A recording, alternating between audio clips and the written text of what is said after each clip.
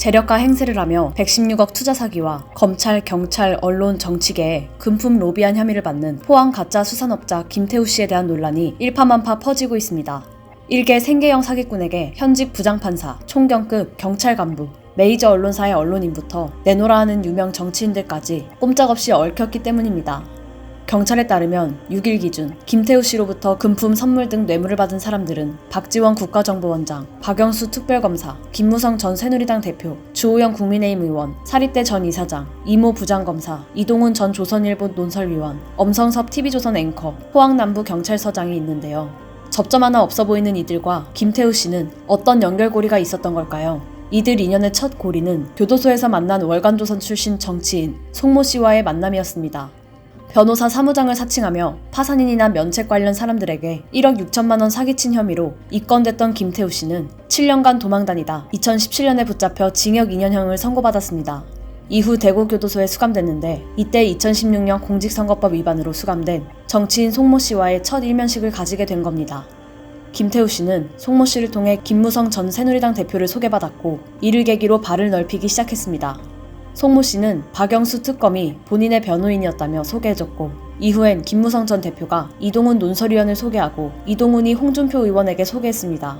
소개한 것만으로 문제가 될 만한 악연은 없었겠지만 외제 승용차에서부터 명품 시계, 골프채, 각종 대형 파티 등 선물로 포장한 속칭 김태우의 쥐덫에 걸려들어 쉽게 빠져나오지 못하게 된 것입니다. 정치인과 언론인은 금품 등의 뇌물을 받으면 김영란법 위반이 되는데요.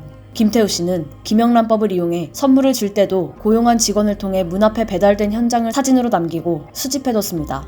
문제가 되면 얼마든지 선물 받은 상대방을 협박용으로 쓸 수 있도록 사전에 준비한 것입니다. 포르쉐 차량 제공 논란에 이어 김태우 씨의 변호를 맡은 곳이 박영수 특별검사의 직전 소속이던 법무법인 강남인 것으로 알려지면서 김태우 씨와 박영수 특검의 연결고리가 특히 더욱 깊이 연결돼 있다는 지적이 나옵니다. 동시에 오징어 매매 투자 사업과 관련한 사기 행각을 벌이면서 유명인들과의 인맥을 방패로 활용했습니다. 현재 논란은 더욱 거세지며 정봉주 전 통합민주당 의원 등 여권 정치인과 청와대까지 연루됐다는 의혹이 나오고 있습니다. 김태우 씨는 2017년 5월 형이 확정된 후 약 7개월간 복역 도중 갑자기 문재인 정부의 첫 특별사면으로 풀려났기 때문입니다.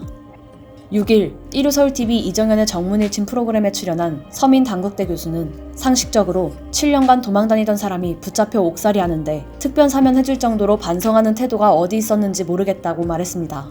사기꾼들이 정치권에 깊이 연루됐다고 생각할 만한 사건은 앞서 라임 사태, 옵티머스 사태를 꼽을 수 있는데요. 이번 포항 사기꾼 수산업자 김태우 씨와 문어발로 얽힌 검경 언정 권력기관에 국민들의 우려가 깊어지고 있습니다. 특히 이번 사건에 연루된 이동훈 논설위원이 야권 대선주자 1위로 주목받는 윤석열 전 검찰총장의 대변인이 됐다가 돌연 사퇴한 일이 재조명되고 있는데요. 이제 막 정치권에 발을 들인 신예 윤석열 전 총장에게 검은 손을 내미는 세력들이 들러붙고 있는 건 아닌지 걱정하는 목소리가 나옵니다.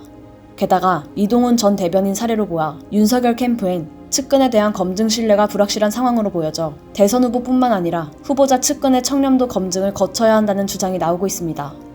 일요서울TV 신수정입니다.